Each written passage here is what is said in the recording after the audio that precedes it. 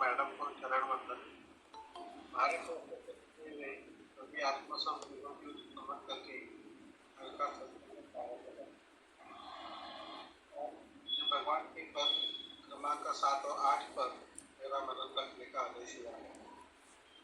पद क्रमांक 7, स्मरण मम बोला सुभेमा। इस पद में भगवान बताते हैं कि जिस व्यक्ति को मेरा यानी परब्रह्म वस्तु का विस्मरण हुआ और जो विश्व परमात्मा को भूल गया, वह व्यक्ति बेईमान यानी विश्वास रखने लायक नहीं है। सत्य स्थिति में तो बहुतांश मनुष्य यही जानते कि उनका जीवों का उद्गम कहाँ से हुआ, यह नहीं जानते। उनका और परमात्मा का संबंध क्या है? रजतमय के प्रभाव से व्यक्तिगत स्वार्थ के कारण यानी द्वैत भ्रम के कारण मनुष्य विश्व परमात्मा को भूल गया है। ऐसे विश्व बहुत बुडाले जीव जीव म्हणून धावू लागले, मुळीचे स्मरण विसरले, मुळीचे स्मरण ही विसरले, ऐसा समर्थ स्वामी भी कहते हैं। इसमें पहला पद है, गोकुल में वृंदावन में वे जीवदान व्यक्तिगत भोगेश्वर प्राप्ति के लिए व्यष्टि बुद्धि में फंसा हुआ मनुष्य क्षणिक सुख प्राप्ति के लिए वृंदावन में संसार के सारे तीर्थों में घूमता है, लेकिन निज स्वरूप का बोध होने से उसे स्थायी रहस्य प्राप्त नहीं होता। यही बात समर्थ रामदास स्वामी निम्न पंक्तियों में लिखते हैं, नाना तीर्थे थोड़े थोड़े सृष्टि में अपारे, सुगमे दुर्गमे दुष्करे पुण्यदायके, ऐसे तीर्थे कोण करी विरोध आता जन्म बनी आयुष्य पुरेगा। भगवान मायानंद दूसरे पद में लिखते हैं, जिस व्यक्ति को स्वस्वरूप का विस्मरण हुआ है वह श्रुति स्मृति के ज्ञान से भ्रमित हुआ है। इस पद में दो बार स्मृति यह शब्द आया है। पहला स्मृति स्मरण के दृष्टि से है और दूसरा श्रुति स्मृति की दृष्टि से है। तो वह श्रुति स्मृति के ज्ञान से भ्रमित होने के कारण इसका जीवन धिक्कार करने लायक है। ये पहले पद के बारे में मेरा है। दूसरा पद जो है वो ऊपर सम पशुबंध जाय नहीं।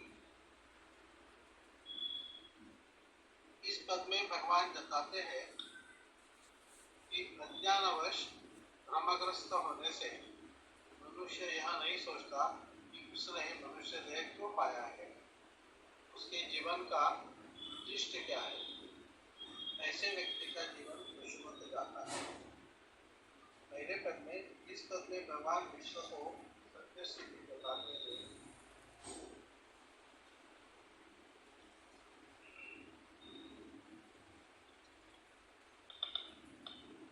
इस पद में भगवान विश्व की सत्य स्थिति के बारे में बतला रहे हैं।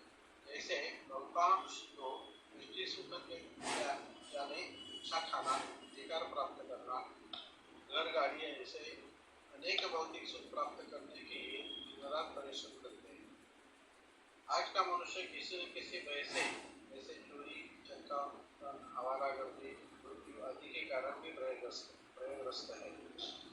बहुतांश व्यक्ति ऐसा सोचते हैं कि मैं ही अकेला जीव और बाकी सब मरे, और ऐसे व्यवहार में ही आना ऐसे व्यवहार में ही अपना हित समझते हैं। ऐसे लोग अज्ञानी ही है और वे मनुष्य देह पाने का उद्देश्य नहीं जानते। इन लोगों का जीवन पशुवत ही जाता है।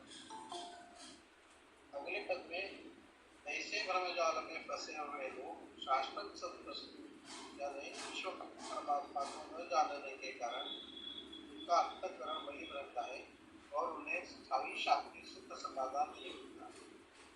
ऐसे व्यक्ति पुनरपि जननम पुनरपि मरणम इस चक्र में घूमते रहते हैं। तीसरे पद में इसी तरह दोनों छूत अछूत, श्रेष्ठ कनिष्ठ कल्पनाओं में भटके हैं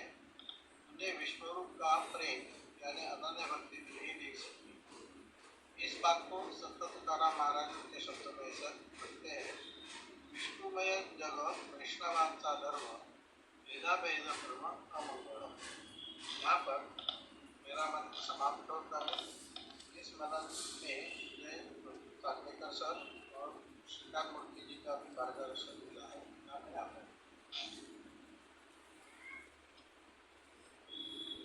अब हम सभी हमारे जो मार्गदर्शक हैं डॉक्टर साहब से निवेदन है कि हमें इसमें जो पद में हमें सूक्ष्म मनन की ओर दिशा निर्देशित करेंगे। सर आपका माइक म्यूट है।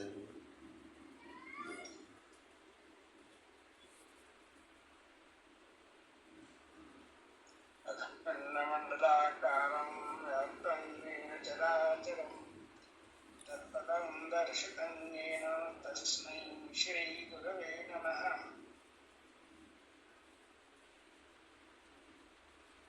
उपस्थित सगुण आत्मप्रेमी विज्ञानी साधकगण, अभी भगवान के इन दोनों पदों का सरलार्थ अनुभव की दृष्टि से डॉक्टर श्री मनोहर वाणी जी ने बताया।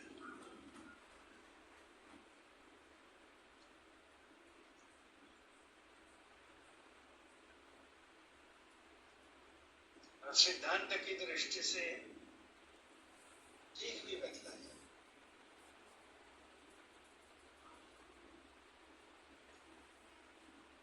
भगवान ने जो पद लिखे हैं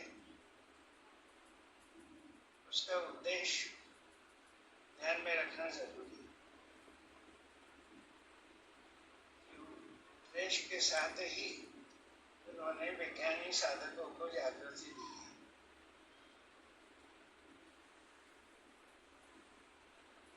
पहले पद में स्मरण मम भूला वो महिमा,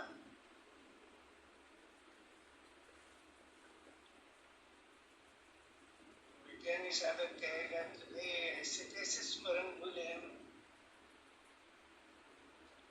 हम तो रात दिन अभ्यास करते हैं, यही परमात्मा है, लोगों को बतलाते हैं, उपदेश भी करते हैं, प्रवचन भी करते हैं, ये बिना स्मरण से कैसे होगा। तो भगवान कहते हैं कि केवल स्मरण यहाँ तक ही सीमित नहीं है, क्योंकि ब्रह्मलोक तक मान्य निजन, हमें सिद्धांत का ज्ञान हो गया, लेकिन ज्ञान की सीढ़ियां भी है ना। अज्ञान, ज्ञान और विज्ञान। तो इस सिद्धांत की दृष्टि से ब्रह्मलोक तक जो जो भी ज्ञान है श्रुति स्मृति शास्त्रों का, वो परोक्ष ज्ञान सिद्धांत की दृष्टि से अज्ञान में ही समाविष्ट है।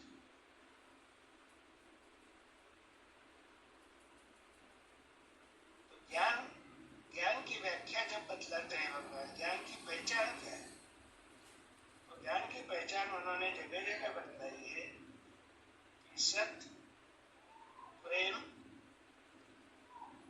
और फलेच्छा रहित विश्वोपासना यानी स्वकर्माचरण,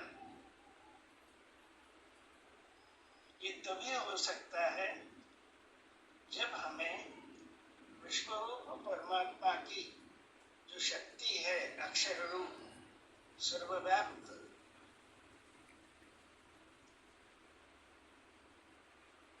उसमें हमारी तद्रूपता का अनुभव जब तक नहीं आता,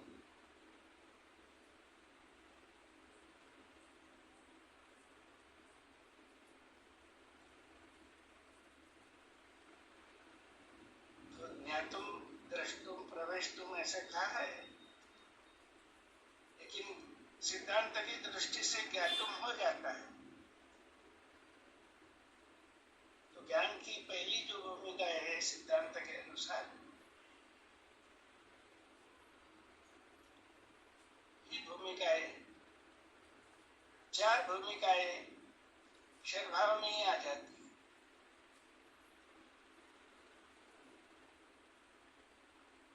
महर्षि की भूमिका तक सब ज्ञान बदला दे।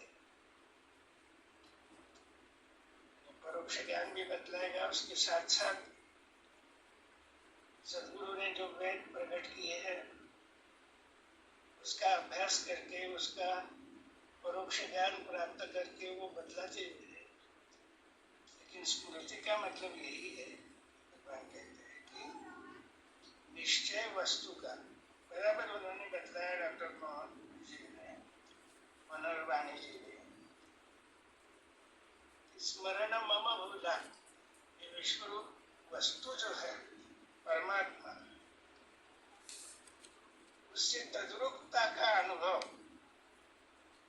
और उस अनुभव के अनुसार स्वकर्माचरण ये अगर नहीं हो रहा तो उसको स्मरण कहेंगे क्या?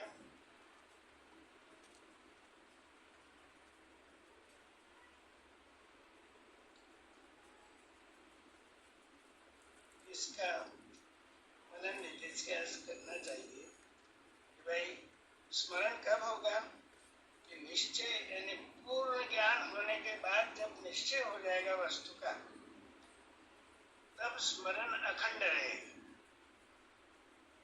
तो यहाँ स्मरण का मतलब है चित्त में पूर्ण प्रकाश,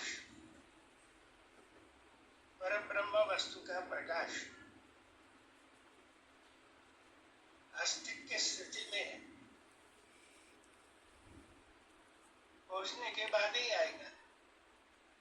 तो कोशिश तो होना चाहिए। तो भगवान कहते हैं कि कोशिश क्या है?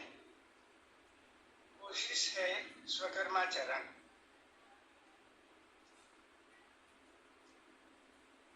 तो स्वकर्माचरण से हमारी तद्रूपता विश्वरूप परमात्मा से अनुभव से होनी चाहिए।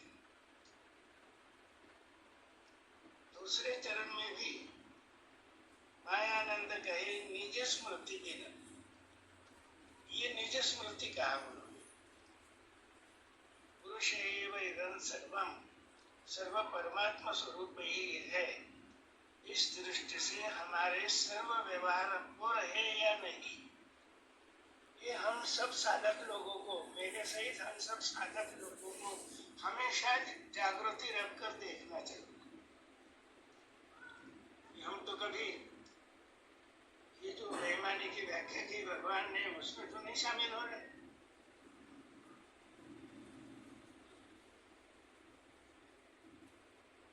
स्वकर्माचरित सेवा में व्यक्ति पूजा नहीं है, विश्व की उपासना है। इसीलिए भगवान ने भी जागृति दी है कि जब तक स्थिति आस्तिक्य तक नहीं होती, तब तक मैं सेवक सचराचर रूप राशि भगवान इस भूमिका में ही रहना चाहिए। एकदम मैं ही संपूर्ण विश्व हूँ। बोलने के आवेश में जो कभी कभी कह देते हैं हम, यहाँ पे जागृति दी है भगवान ने कि यह परब्रह्म पद की भाषा है, मैं ही संपूर्ण विश्व हूँ। विज्ञानी साधक की भाषा नहीं है। ये स्मरण दिला रहे हैं पहले पद। दूसरा पद जो है वो तो सरल है बिल्कुल। पशु मनुष्य जो है, पशु मनुष्य पे सत्व गुण में आ गया तो, मनुष्य में आ गया तो सत्व रज तम प्रधान 3 गुणों की लीला जो है वो देखते हैं। लेकिन रज तम से सब अनुभव भोग उपभोग लेकर जब सत्व में आता है, तो सत्व में भी मलिनता का आवरण रहने से सुख संगेन बध्नाति ज्ञान संगेन भारत, ये मुमुक्षुत्व की, रुजुत्व की भूमिका है।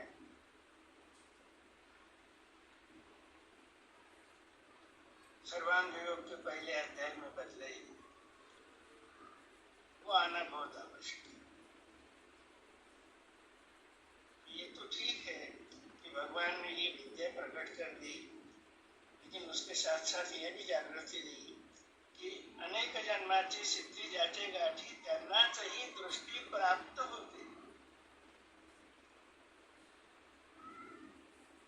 इसका गांभीर्य विचार में लेना चाहिए।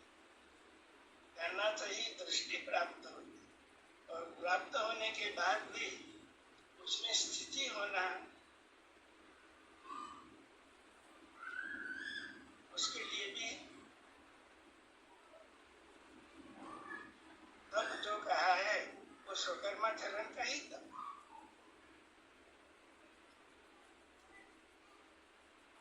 पहली बात जो है, पहली साधक की दृष्टि से कि भगवान ने विश्वरूप दर्शन हमें करा दिया, लेकिन इस दर्शन में प्राप्ति हो गई, लेकिन प्राप्ति की कीमत जो है वो कीमत समझने की प्रक्रिया, जानने की प्रक्रिया में अक्षर अक्षर पुरुषोत्तम तीनों भावों का संपूर्ण ज्ञान, और जानने के बाद वो जानने का भी लय हो जाएगा निज मूल स्वरूप में, वो होना चाहिए।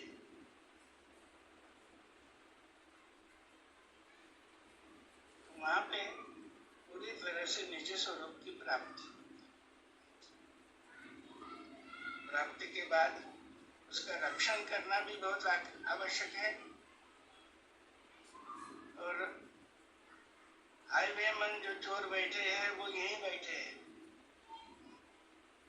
विज्ञानी साधक ने सदैव जागृत रहना चाहिए।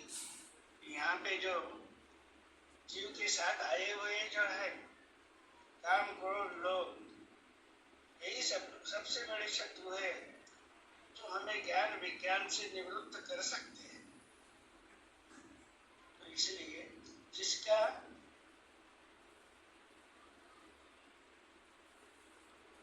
आत्मानुभव निश्चित हो गया, आत्मानुभव का निश्चय हो गया, आत्मनिश्चय हो गया, और उसके बाद वस्तु निश्चय में अपना आपा खो गया, यानी उससे मैं अभिन्न हूं, इस निश्चय से अगर हुआ तो भगवान कहते हैं इसमें आगे जन्म मृत्यु से छूटेंगे। कहाँ पे जन्म मृत्यु से छूटेंगे हम? और साधन कुछ नहीं बतलाया, ऐसा विज्ञानी साधक कहते हैं कि बस हो गया, मिल गया, प्राप्त हो गया, अब साधना करने की कुछ आवश्यकता नहीं। तो ये साधना बहुत कठिन साधना है। जने खावे लोखंडाचे तेव्हा ब्रह्मपदी नाचे असं म्हणतात। भक्तीचे कठीण शोळावरील पोळी, निवडी तो बळी विडराशूर। अनन्य भक्ति या पराभक्ति जो है, यही बहुत बड़ा कठिन तप है। वो वस्तु निश्चय और उसमें स्थिति होने के बाद ही हो सकता है। तो इसे जो क्या है उसकी स्थिति? जन्म मृत्यु से। लेकिन ये पराभक्ति है श्रेष्ठ मुक्तों का निज धाम है, संपूर्ण वृत्तियों का एक ही लय स्थान। वृत्तियां विश्वाकार हो गई वहां, तो वहां पे जन्म मृत्यु से भी। तो इसलिए मुक्ति के भी उन्होंने भेद बतलाए हैं, सलोकता, समीपता, स्वरूपता, सायुज्य। तो बीच में नहीं छूट जाना चाहिए। इसलिए योग भ्रष्ट जो है उनकी भी स्थिति बदलाई। योग भ्रष्ट जो है, योगारूढ़ है, लेकिन किसी कारणवश योग भ्रष्ट हो सकता है। योग युक्त होना चाहिए, होना आवश्यक है, वो ध्येय रखना चाहिए। और योग युक्त होने के बाद सर्वांग योग कहता है कि अचल स्थिति, अकंप धारणा बैठे गया यहाँ पे यह स्थिति ऐसी है कि उसमें स्वामी और सेवक की भावना का भी है।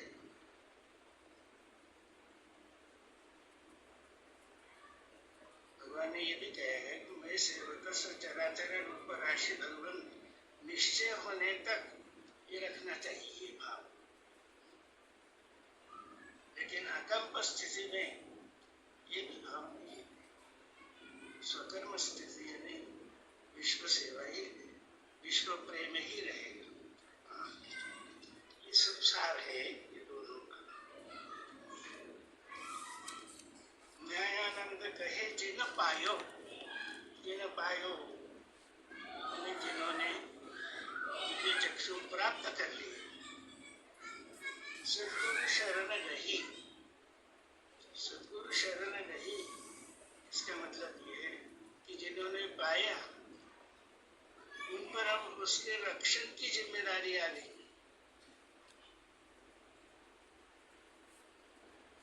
तो रक्षण के लिए विश्वरूप परमात्मा का स्मरण जो है वो हमेशा रखने की आवश्यकता है। सद्गुरु शरण रही। इस तरह ये दोनों पदों में सरल शब्दों में भगवान ने सर्वांग योग की ही अनुभूति निश्चित करने के लिए मार्गदर्शन प्रभु ने किया। अब इस पर चर्चा हो सकती है।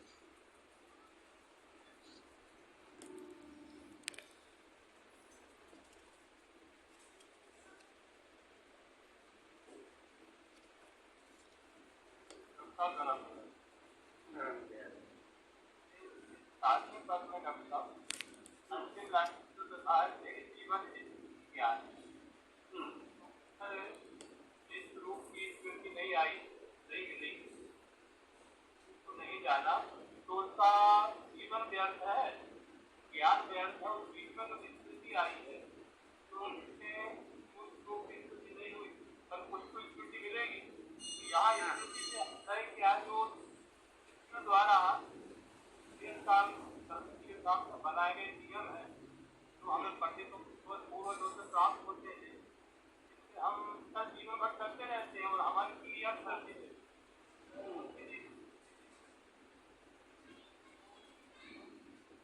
वो व्यर्थ है।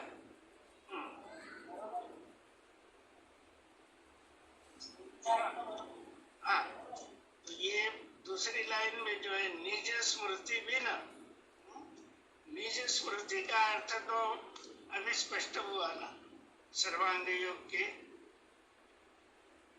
सिद्धांत से। हमने देखा कि निज स्मृति यानी हमारे निज मूल स्वरूप की अकंप धारणा। अब ये स्मृति जो है वो शरीर में जीव का जो स्मरण विस्मरण चल रहा है उसके परे का ये स्मृति जो है ये नारायण भगवान की स्मृति। और भगवान कह रहे कि यही अगर आप सबका स्वरूप है तो इसी का निश्चय करो और यहाँ तक आइए। तो अपने चित्त में यानी जीव के चित्त में परब्रह्म वस्तु का प्रकाश जो है उससे प्रकाशित होने दीजिए अपना चित्त। ये अगर नहीं हुआ तो फिर जीवन मायानंद कहे निज स्मृति बिना एक जीवन। आपकी को बड़ी स्मरण शक्ति होगी। ऐसे कई लोग हैं परोक्ष ज्ञानी हैं, खूब बड़ी स्मरण शक्ति, एक बार देख लेते हैं किताब वैसा ऐसे बतला देते। लेकिन निज स्मृति जो है वो स्मरण विस्मरण रहित अवस्था की स्मृति है, जिसमें स्मरण अखंड रहते हैं। तो हमारा जीव भाव जब तक समर्पित नहीं होता निज स्वरूप में, और निज स्वरूप का दर्शन अगर सद्गुरु ही करा रहे हैं, उन्हीं की कृपा से अगर ये ध्यान में आ रहा है, हम में स्मृति जाग रही है, तो उन्हीं को समर्पित होना चाहिए। तो परम ब्रह्म वस्तु, ईश्वर और सद्गुरु ये अभी नहीं है, तीन है ही नहीं वहां पर। ये पूर्ण निश्चय हो जाना चाहिए। इसलिए भगवान कहते हैं कि निज स्मृति बिन एक जीवन स्मृति का।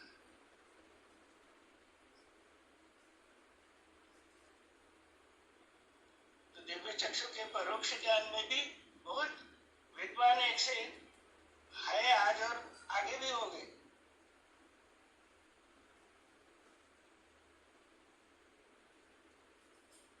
लेकिन निज स्मृति है क्या? हमने देखा है कि भाई प्रयोग प्रयास तो खूब करते हैं, प्रयोग तो बतलाते हैं, लेकिन फिर से बतलाते हैं। ऐसी चर्चा में बैठे हमने एक बार किताब पढ़ी, आप कुछ भी पूछिए, ये जीव की स्मृति है बाबा, भगवान ने क्या किताबों का ज्ञान थोड़ी दिया है, कुछ भी पूछिए। उन्होंने वस्तु का विज्ञान दिया है, तो शब्द बोलेगा।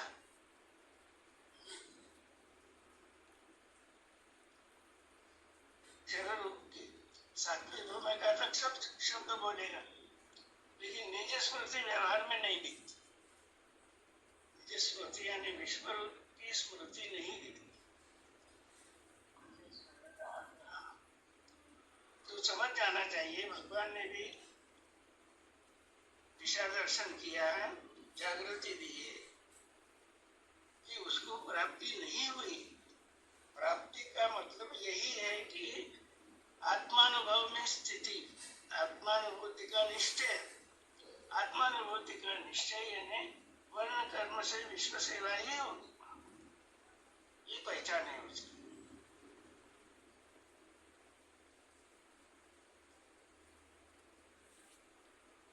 तो स्मरण मामा भूला यानी वो नारायण की स्थिति का स्मरण है, यानी निज स्मृति बिना वही स्मरण कराया उन्होंने कि बाबा जीव की स्मृति यानी जीव दशा छूटनी चाहिए क्रम से। जीव दशा छूटेगी तो सूक्ष्म अहंकार जो है परमात्मा का स्वरूप जानने के बाद अक्षर विराट अपना स्वरूप है दिखने लगेगा। जो प्रभु का स्वरूप है उसमें ही मैं हूँ, एक कण अभिन्न रूप से। ये उसकी उन्नति हो रही है जीव की। तो ये प्रकृति का समष्टि रूप अहंकार जो है वो बाधा नहीं करेगा उसको आगे बढ़ने के लिए। और ये समष्टि प्रकृति अहंकार जहाँ पे मन बुद्धि अंश शुद्ध हो जाते हैं, वही अक्षरानुभूति के लिए उपयुक्त होते हैं। और वहाँ अनुभव अगर आ गया तो अक्षर पुरुषोत्तम की ही शक्ति है, वह पुरुषोत्तम का ही अक्षर रूप है। अक्षर दिखता ही नहीं वहां पर, सर्वरूप परमात्मा ही हो जाता है। ये निज स्मृति यानी देह भाव जीव दशा छूटने के लिए ही ये सब तपस्या है।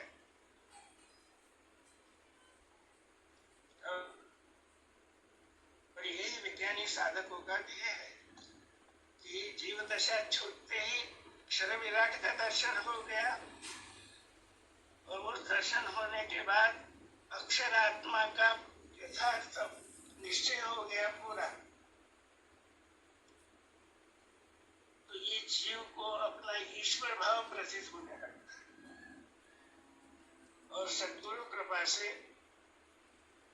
वो अगर चित हो गया अकंप धारणा में, उसका चित्त प्रकाशित हो गया, तो जैसे नारायण के चित्त में पराशक्ति ही प्रकाशित है स्वयं,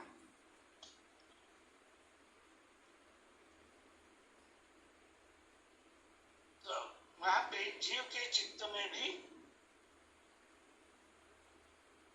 पराशक्ति ही प्रकाशित है।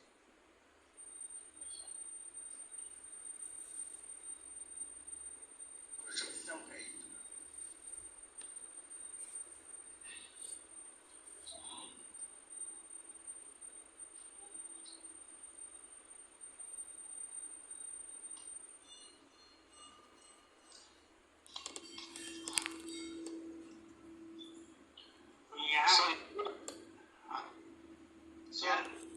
आखिरी की लाइन है, इसमें भगवान जीवन स्मृति ज्ञान का धिक्कार करते हैं। हाँ, तो 100 साल जियो या 200 साल जियो जीव दशा में क्या उपयोग हो रहा? जब निज स्वरूप को जाना ही नहीं, देखा ही नहीं, तो उसका निश्चय नहीं होगा तो स्मरण भी नहीं होगा। प्रतिमा का स्मरण जो है परमात्मा का स्मरण है, विभूतियों का स्मरण भी परमात्मा का स्मरण नहीं है। हम आदि देवानाम महर्षि नाम से तत्परा,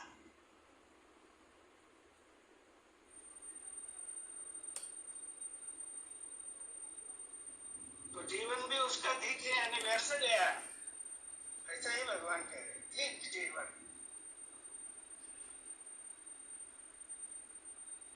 ऐसे भी हिमालय में साधु मिलते हैं, 100 साल का है, 200 साल का है, जाना परमात्मा को, इतना प्रदीर्घ जीवन होते हुए भी क्या फायदा वो जीवन, क्योंकि सदगुरु बिना नहीं तारा, सदगुरु का खोजे नहीं किया उसने, इसलिए दिख जीवन धिक्कार है वो जीवन। उसकी स्मृति भी बहुत तीव्र होगी, खूब स्मरण शक्ति बलवान होगी, बहुत बड़ा ज्ञानी होगा, लेकिन वो ज्ञान भी उसको निज स्वरूप का स्मरण दिलाने के लिए उपयुक्त नहीं होगा। जीवन स्मृति ज्ञान, इसलिए परोक्ष ज्ञान और जीव की विद्वत्ता और उसका प्रदीर्घ जीवन, वैभव, सब वैभव यानी केवल भौतिक ऐश्वर्य जो है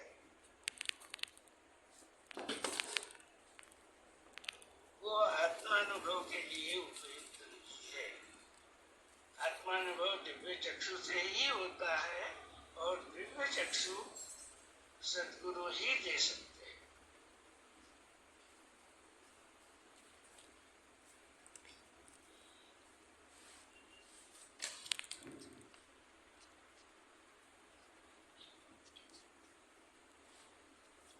ठीक है,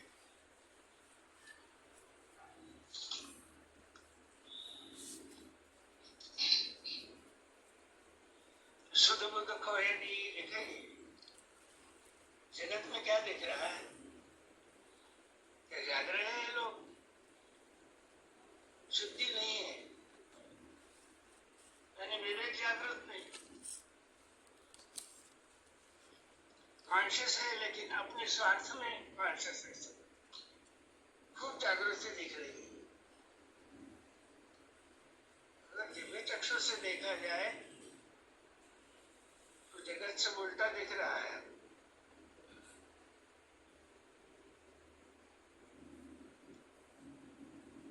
यानी शुद्धि भी नहीं और बुद्ध यानी बुद्धि यानी विवेक भी खो गया। शुद्ध बुद्ध खोए नहीं। तो इस सद्गुरु भगवान ने दिए हुए चक्षु से देखिए कि कौन जाग रहा है, को जागृति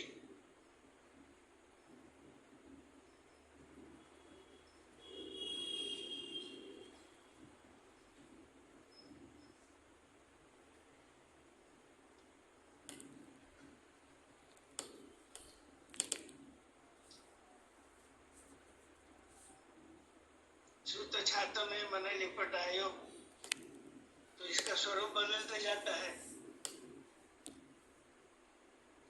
स्पर्श विवेक में समझाया है, लेकिन आज भी छूत छात दिखती है ना, देश विदेश।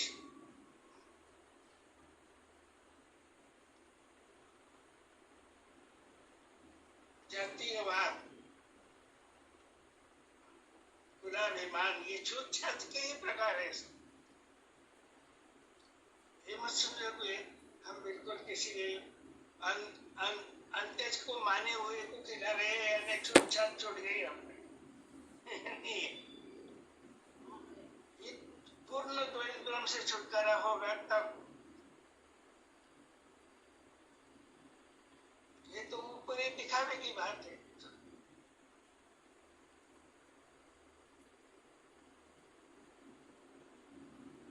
एक पक्ष दूसरों का वैरी है। एक देश दूसरे देश को देखो क्या कर रहा है, आज युद्ध चल रहा है। सूर्य खो है दही का लक्षण नहीं। अगर शुद्धि पर होते मानव और विवेक अगर होता तो ये दृश्य होता क्या आज?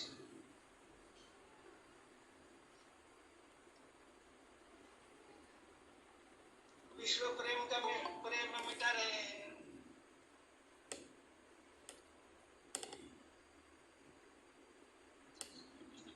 विश्व प्रेम, विश्व रूप का प्रेम मिटाए, मायानंद कहे जिन पायो सद्गुरु शरण दे। तो सत्य में आप और हम बहुत भाग्यवान है। सद्गुरु की शरण जाने से हमें ये विवेक तो जागृत हो गया, हमारा गंतव्य स्थान तो दिखने लगा स्पष्ट।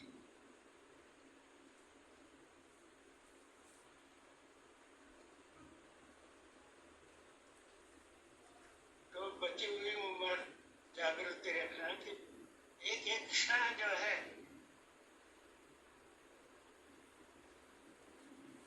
वो सत्निष्ठा, सत्निश्चय और सत उपासना, सतगुरु की उपासना में ही हमारा व्यक्तित्व ही हमेशा स्मरण रहे।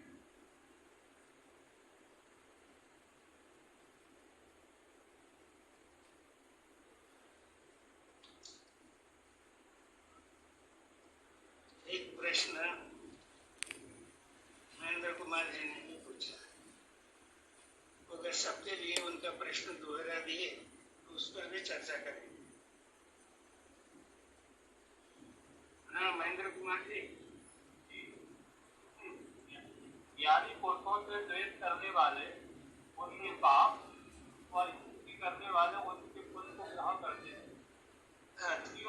कहा गया है। हाँ जी। ये उनका ट्रांसफर प्रत्यक्ष में कैसे दिखाई देगा? उनकी शरीर का अलग अलग ट्रांसफर हो रहा है। तो ज्ञानी पुरुष के ये महत्वपूर्ण शब्द है। राम सिंह जी आप है ना उपस्थित? है क्या राम सिंह? रमेश सिंह जी, रमेश सिंह उपस्थित है क्या? हाँ नरेश सिंह जी, ज्ञानी पुरुष किसे कहना चाहिए? हाँ ज्ञानी पुरुष किसे कहेंगे आप?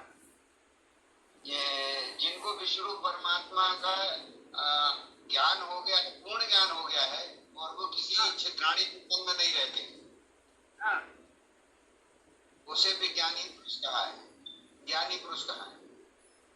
तो ज्ञानी और विज्ञानी में कुछ अंतर है क्या? या एक ही है? नहीं अंतर है। अब कौन सा अंतर है? ये ज्ञानी केवल शब्द ज्ञानी ही होता है और विज्ञानी देख करके जान करके आदि अंत मत रहित परमात्मा को जो देख लेता है, जान लेता है, तदनुसार कर्म रूप से जो सेवा करता है वो विज्ञानी।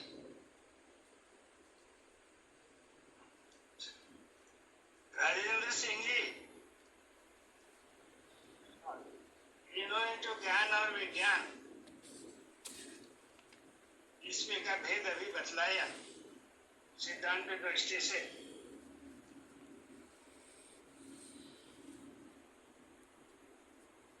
थोड़े शब्दों में बतलाइए।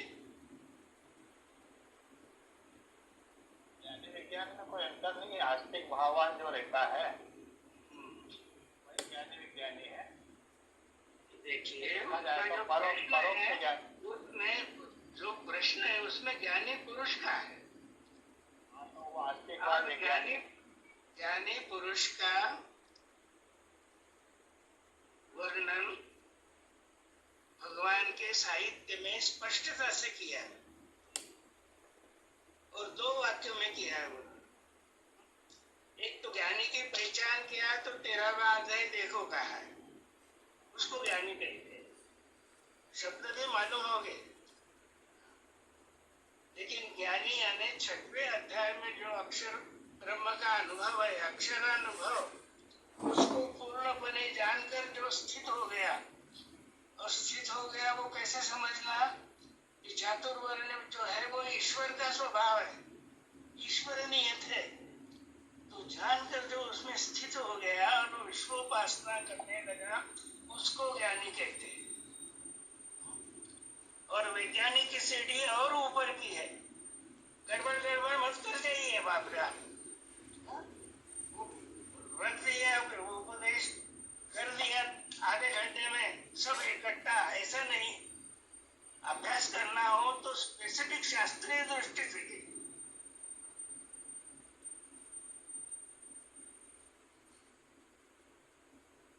और फिर परमात्मा भाव, तीनों भाव का लय जहां होता है वह पुरुषोत्तम पद, उसका पूर्ण बोध हो गया यानी वस्तु स्वरूप का, तो वो विज्ञानी है। वहां पे स्वकर्माचरण विश्वोपासना की अकंप धारणा बैठी। ऐसा स्पेसिफिक होना चाहिए ना भाई। ज्ञानी बदलाव तो ज्ञानी और विज्ञानी एक ही है, ये विज्ञान का उत्तर नहीं है और ये अभ्यास भी नहीं है। तो ठीक है, आप जागृति लीजिए और भगवान के ग्रंथ फिर से पढ़ना शुरू कर दीजिए। अब इस व्याख्या के अनुसार, सिद्धांत अनुसार, ज्ञानी पुरुष जो है वो अक्षरानुभवी है, निश्चित है। तो अक्षर में पाप पुण्य की कल्पना ही नहीं है ना।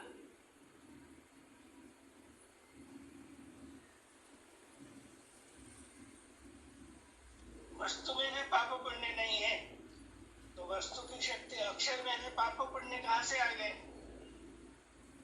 तो पाप पुण्य ये स्तुति और निंदा करने वाले जो है जीव, क्षर भाव में घूम रहे हैं, उनके विषय में कहा है कि जो ऐसे ज्ञानी पुरुष की जो निंदा करने के लिए, निंदा करने में ही समय बिताएगा,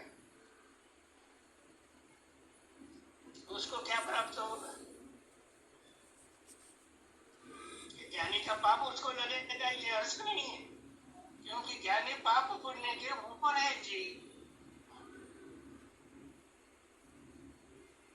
तो उसका पाप उसको लगेगा, ज्ञानी का पाप। जो महेंद्र कुमार जी, वो उसका पाप लेगा ज्ञानी का। ज्ञानी के पास तो पाप पुण्य की कल्पना ही नहीं है, कैसे ट्रांसफर होगा? उसमें लिखा है एक जगह कि उसमें पूर्व संचित कर्म उतना ही पुण्य पाप उसको प्राप्त हो। वो तो उतना ही पुण्य था, इसलिए उसको विवेक नहीं जागरूक हुआ कि ज्ञानी के पास जाके क्या पूछना चाहिए, क्या करना चाहिए। क्योंकि ये श्रुति के विचार है, पाप पुण्य। हाँ, कर्ता भाव जो है जीव,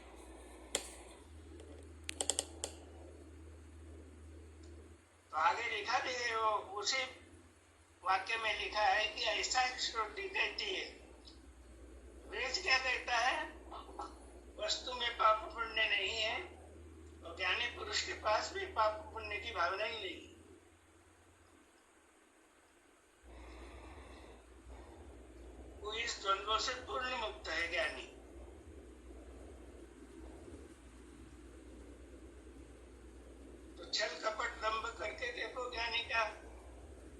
उसका परिणाम नुकसान किसका होगा?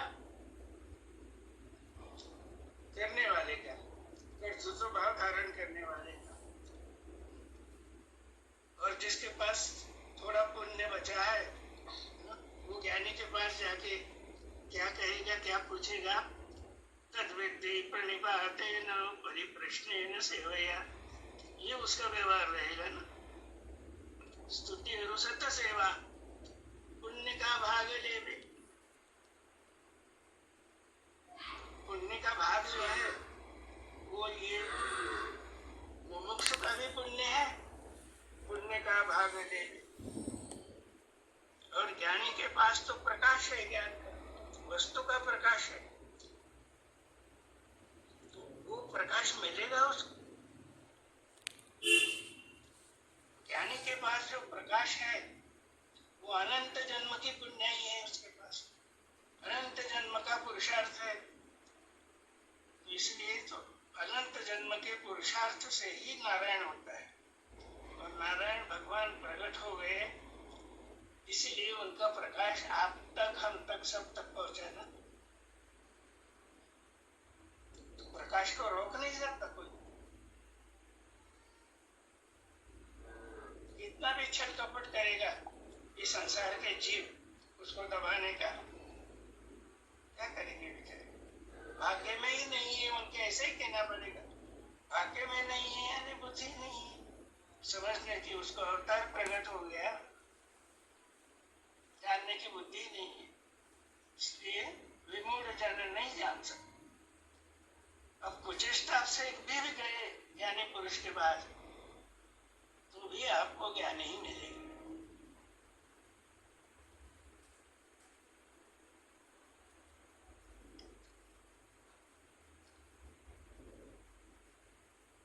तो ये श्रुति और वेद दोनों दृष्टि से विचार करना चाहिए।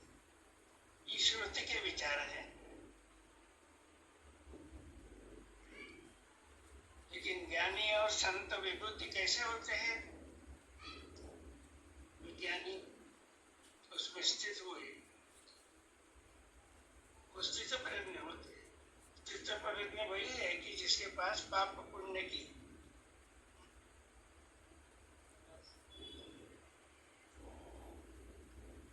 भावना नहीं है, वो समत्व योगी होता है।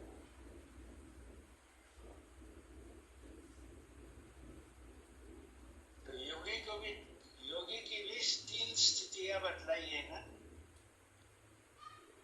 एक सद्गुरु ने प्रकाश दिया,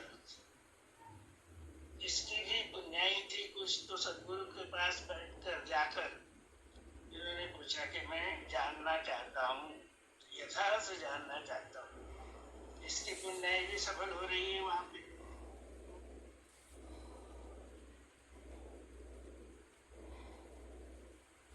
और सद्गुरु के अनंत जन्म की पुण्याई, पुण्याई कहूँ वहां पे, लेकिन पुरुषार्थ ही कहना पड़ेगा। अनंत जन्म की सिद्धि कहते हैं भगवान। उस सिद्धि का फल एकाएक हमें मिल रहा।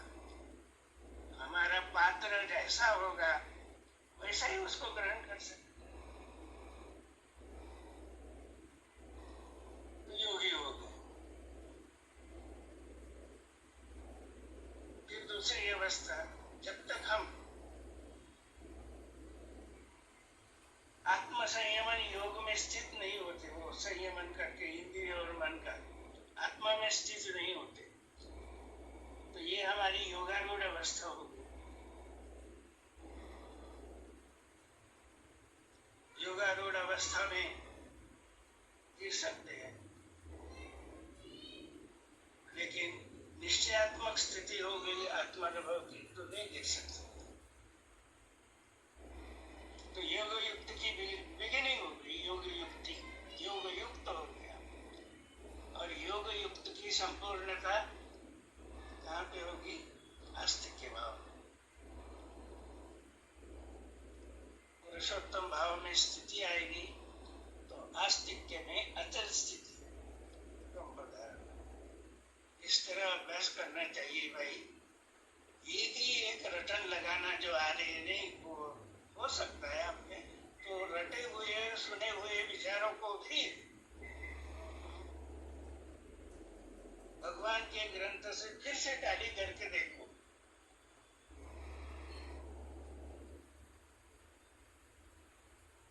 तो वो जो है आधा घंटे बोलने का,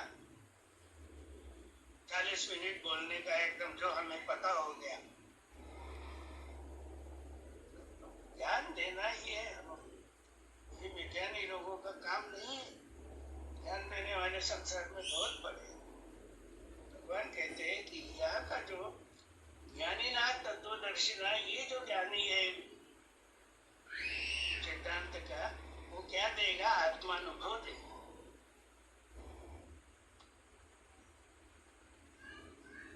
सिद्धांत का केवल परोक्ष ज्ञान नहीं देगा, अनुभव का लेन देन होता है।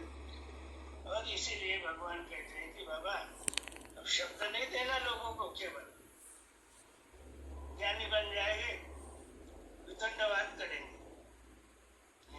सत ही लेना सत ही देना, तुम भूलो ना, सत ही लेना सत ही देना। सत हमारे पास चाहिए ना। सत का मतलब है आत्मनिष्ठ। इस दृष्टि से विचार कीजिए।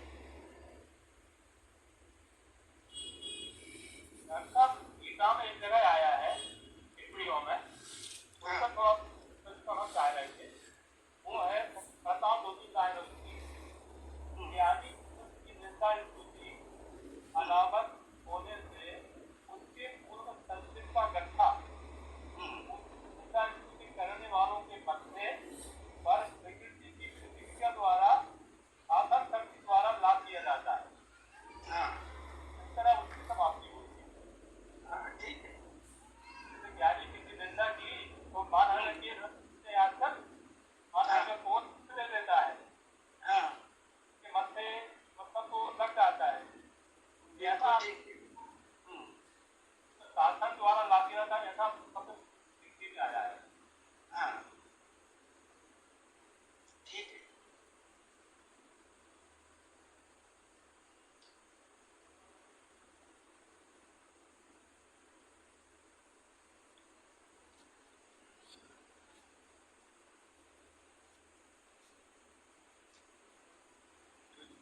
दिव्य चक्षु का उपदेश करना है, यानी कम से कम आत्मानुभव तक पहुंचा देना जो जिज्ञासु है उसको।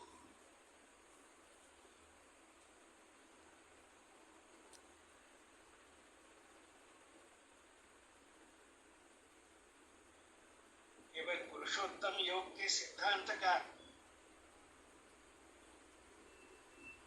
सर्वांग योग की प्रक्रिया, प्रयोग प्रक्रिया के अनुसार ज्ञान दे दिया, लेकिन हमें जब तक वो प्रयोग प्रक्रिया में सद्गुरु ने दिया हुआ ज्ञान जो है वो ज्ञातुम, दृष्टुम और प्रवेष्टुम, इन तीनों लेवल से अनुभव में नहीं आएगा, तब तक हम क्या दे सकते? यहाँ अंतःकरण में प्रकाशित होना चाहिए ना। दिव्य चक्षु का प्रकाश अंतःकरण में स्थिर हुआ तो उसी को अनुभव कहते हैं। अनुभव का आदान प्रदान हो सकता है।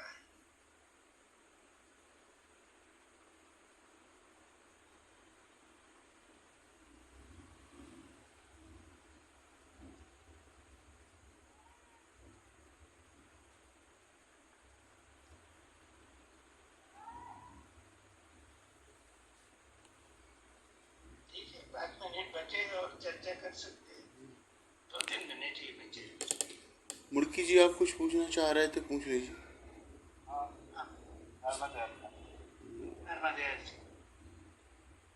वो मुझे ध्यान में आया है कि अक्षर ब्रह्मवेद को ज्ञानी कहा है और पुरुषोत्तम पदार्थ को विज्ञानी कहा है।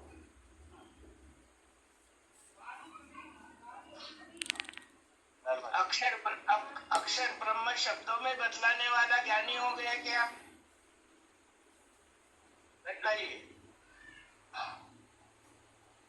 हाँ, नास्ति भाति प्रियत्व सब में है, इसमें है, उसमें है, उसमें है, ये बतला रहा है। उसको ज्ञानी कहेंगे क्या? पर बहुत वेद लिखा है ना, जानने वाला अनुभव। नहीं, ऐसा कहिए ना, जैसे आज अनुभव हो गया है, हो गया। हाँ, वही तो मैं भी कह रहा हूँ। हाँ, तो इसको ज्ञान कहेंगे क्या? अक्षर कैसा है? एक अखंड है, शक्ति रूप है, जो इस नेत्रों से नहीं दिखेगा। वो अखंड रूप है, तो उसको दिखाने के लिए इसमें है, उसमें है कहने की क्या जरूरत है? इसमें उसमें ये सब कल्पनाएं तो क्षर में आ गई, और जो क्षर में भी व्याप्त है, जब तक हम उस अक्षर भाव में नहीं बैठे तो कैसे उसको प्रकट कर सकेंगे? उसको तो इस अनुभव को देना है, तो देने के लिए हम उसमें स्थित चाहिए या नहीं?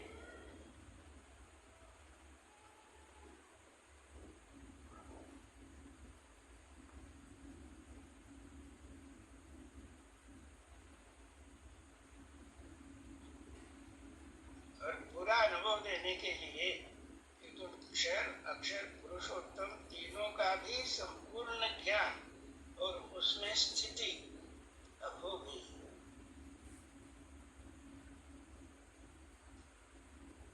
तब पूर्ण अनुभव का पूर्ण आदान प्रदान हो सकता।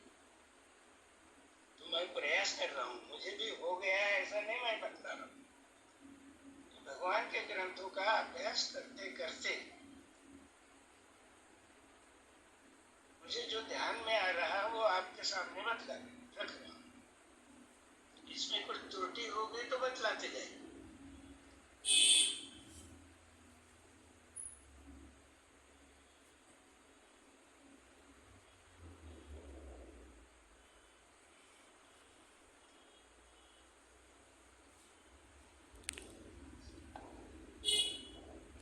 श्रीकांत जी, आप कुछ पूछना चाह रहे थे, पूछ लीजिए, अभी 1 मिनट बचा है।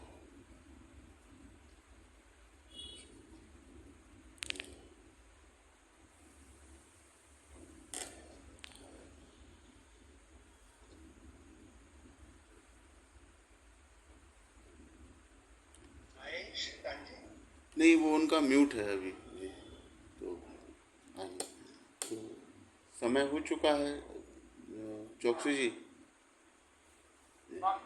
जी, तो हम आभारी हैं सिद्धाचार्य doctor S B Chandekar sir का और मैडम का और हमारे सभी अभिन्न आत्मस्वरूप का, जो इस गंभीर चर्चा में शामिल हो रहे हैं, जहाँ पे मतलब हम लोगों का मंजन हो रहा है एक तरीके से, सूक्ष्मता से हम भगवान का जो सिद्धांत है पद्य में जो मतलब पिरोया गया है उसको हम समझ रहे हैं, और जहाँ पे वो हमारी सीमाएं हैं उसको व्यापकता की ओर हम अपने मार्गदर्शी डॉक्टर साहब से प्राप्त कर रहे हैं, और इसी के अनुरूप हम लोग आचरण में इस सिद्धांत को लाएंगे। तो यही अपेक्षा के साथ आज का सत्र हम यही समाप्त करते हैं। जो अगली कार्य योजना रहेगी ग्रुप के माध्यम से सूचित कर दी जाएगी। सभी को सादर चरण स्पर्श। नर्मदे हर। नर्मदे हर सर। ये को माता जी को सब